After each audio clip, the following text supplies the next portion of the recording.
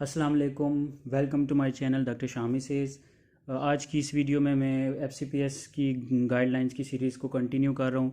तो आज मैं बताऊँगा एनाटमी के बारे में कि एनाटमी का पोर्शन कैसे कवर किया जाए, किस बुक से कवर किया जाए और किसी भी बुक से कवर करने का क्या सिग्निफिकेंस हो सकता है।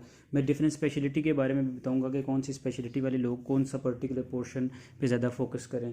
तो सबसे पहले मैं अगर बताऊं ईएनटी का, तो ईएनटी की स्पेशलिटी वालों के लिए ज़रूरी है कि वो हेड एंड नेक पोर्शन को अच्छे तरीके से कवर करें।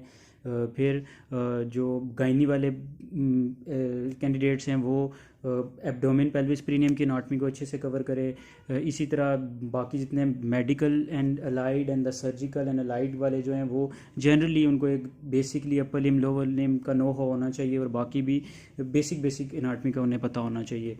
तो बुक कौन सी फॉलो की जाए एनाटमी को करने के लिए, तो सबसे जो बेस्ट बुक है एफसीपीएस में क्विक रिवीजन करने के लिए वो है शॉर्ट्सनल।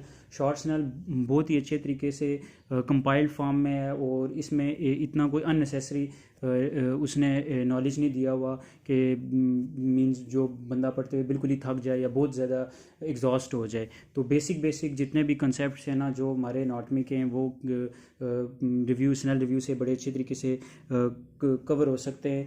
तो जो आपने सबसे जो इम्पॉर्टेंट चीज़ करनी है इस स्नेल रिव्यू को रीड आउट देते हुए, वो आपका जो फोकस है वो क्लिनिकल्स पे होना चाहिए। ये नहीं कि आपने पहला पेज स्टार्ट किया और वो एंड तक पढ़ते गए, क्योंकि उसका कोई फ़ायदा नहीं है।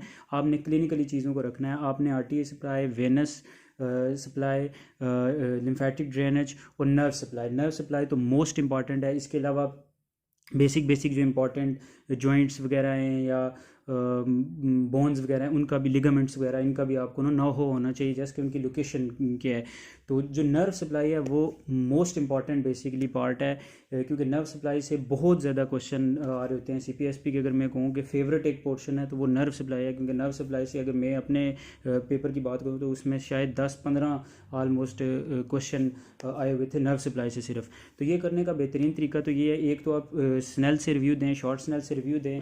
दूसरा ये है कि आप अपने नोट्स बनाएं। आप डिफरेंट जो टॉपिक्स हैं उनकी बेशक आप वीडियोस देख रहे हैं या स्नेल से जब आप उसे रीड दे रहे हो वहाँ से आप उठा के ना साइड पे कहीं पे नोट्स बनाते जाएं, ताकि जब आप लास्ट में रिवीजन दें या जब वैसे भी जनरली आप रिवीजन दे रहे हो तो आप नोट्स को ईजिली माइंड में रिफ़्रेश कर सकते हैं एज़ कम्पेयर टू कि दोबारा से वो सारी बुक पढ़नी पड़े। तो आपका जो मेन फोकस होना चाहिए, जो ये मैंने क्लिनिकल की चीज़ें बताई इन पे होना चाहिए। इसके अलावा जो इंपॉर्टेंट सपोज को मसल्स हैं, बाइसेप है, ट्राइसेप है, इसके बारे में भी आपको एक जनरल नो होना चाहिए। ऑल्दो ये मोर और लेस इनमें से अक्सर चीज़ें जो है ना पास पेपर करते हुए कवर हो जाती हैं, लेकिन आजकल क्योंकि थोड़ा सा सीपीएसपी ट्रिकी हो गया है तो वो अक्सर कोई थोड़ी सी कम्प्लेक्स चीज़ें भी दे देते हैं। इसलिए बेहतर है कि आप जनरल जो एनाटमी है उसे शॉर्ट स्नेल से रिवाइज़ कर लें, ताकि आपके जितने बेसिक कंसेप्ट हैं ना वो एक बार रिव्यू हो जाए। और शॉर्ट स्नेल को इतना मुश्किल नहीं है, जिस तरह मैंने चीज़ें बताई हैं आपको, आर्टीरियल, वेनस, लिम्फेटिक, नर्व,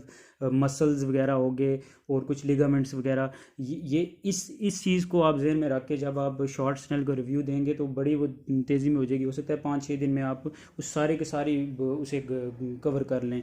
तो इसके अलावा अच्छा स्पेशलिटी लिंक अगर मैं बताऊँ तो जैसे मैंने ईएनटी के बारे में पहले बताया कि ईएनटी वालों को बहुत अच्छे तरीके से हेड एंड नेक एनाटमी करनी है। हेड एंड नेक एनाटमी भी आपने कोशिश करनी है आप उस बुक से करें जिसमें आपने सेकेंड ईयर में हेड एंड नेक एनाटमी की थी। लाइक मैंने स्नेल से की थी, तो मैंने स्नेल को बहुत अच्छे तरीके से हेड एंड नेक पोर्शन को मैंने रिवाइज़ किया, जो मैन स्नेल की बुक है।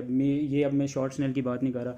इसके अलावा मैंने अपने सारे कंसेप्ट रिवाइज़ किए, लेक्चर्स वगैरह मैंने सुने और वहाँ से देख के मैंने अपने नोट्स वगैरह बनाए, और जितने क्रेनियल नर्व्स का पोर्शन है उसके तो एक पाथ वे मैंने अच्छे तरीके से याद किया। तो इसी का ही मुझे फ़ायदा हुआ। ये मैं सिर्फ ईएनटी वालों के बारे में बता रहा हूँ कि उन्हें जो है ना बहुत ही डिटेल में हेड एंड नेक एनाटमी करनी है। बाकी जितनी स्पेशलिटी वाले हैं उनके लिए इतनी डिटेल में हेड एंड नेक एनाटमी ज़रूरी नहीं है।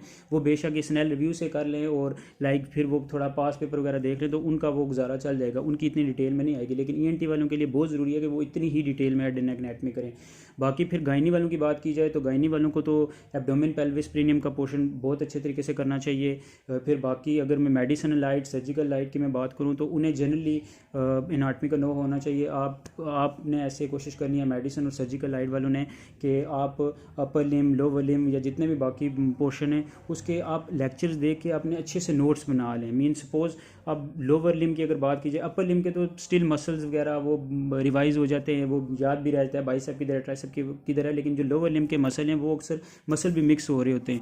तो इसलिए आपने ये कोशिश करनी है कि अपने नोट्स फॉर्म बना लें, बेशक वो सारे मसल्स का एक चार्ट अपना अलग से बना के लिख लें, उनकी नर्व सप्लाई, उनकी आर्टीरियल वेनस ड्रेनेज, ये सारे के आप एक बार नोट्स बना लेना यहाँ से उठा के स्नेल से या लेक्चर्स वगैरह देख के। तो ये आपको आगे जब आप पास पेपर पढ़ेंगे तो आपको अंदाज़ा होगा कि ये इन चीज़ों से, फ्लो चार्ट से, इन चीज़ों से ना आपके कंसेप्ट बड़े अच्छे तरीके से रिवाइज हो जाते हैं एज़ कम्पेयर टू कि टोटली आप ना बिल्कुल ही वो चीज़ों को रट्टा मारते जाएँ। तो ये स्कीम है जो मैंने आपको बताई है, ये आपने।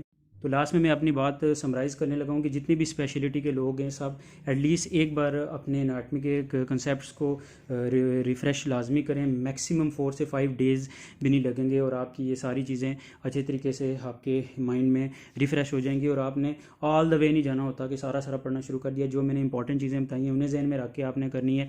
इवन मसल्स की जो आपको नाम बेसिकली आने चाहिए बहुत ज़्यादा, उसकी ओरिजिनाइजेशन में भी आपने नहीं घुसना। सपोज को बहुत इंपॉर्टेंट मसल है लाइक बाइसेप, ट्राइसेप, इसका एक बेसिक नो हो होना चाहिए कि जी कहाँ से राइज हुआ, कहाँ पे जाके लगा। अगर ये भी नहीं याद रहेगा तो इट्स ओके, चलता है। इसलिए आपने क्लिनिकली ओरिएंटेड लेके चीज़ों को चलना है और आपने अपने फ्लो चार्ट्स बनाने हैं, नोट्स बनाने हैं, ताकि बार बार आप चीज़ों को रिवाइज़ करें और अल्टीमेटली आपको फिर उसका फ़ायदा हो। वरना सिंपली आप अगर पास पेपर में करेंगे तो हो सकता है आपको बहुत रट्टा लगाना पड़े और वो चीज़ें फिर मिक्स हों। अगर किसी को कोई क्वेश्चन हो या कोई क्वेरी हो तो आप कमेंट्स सेक्शन में लाजमी पूछ सकते हैं। Thank you for watching. अल्लाह हाफिज़।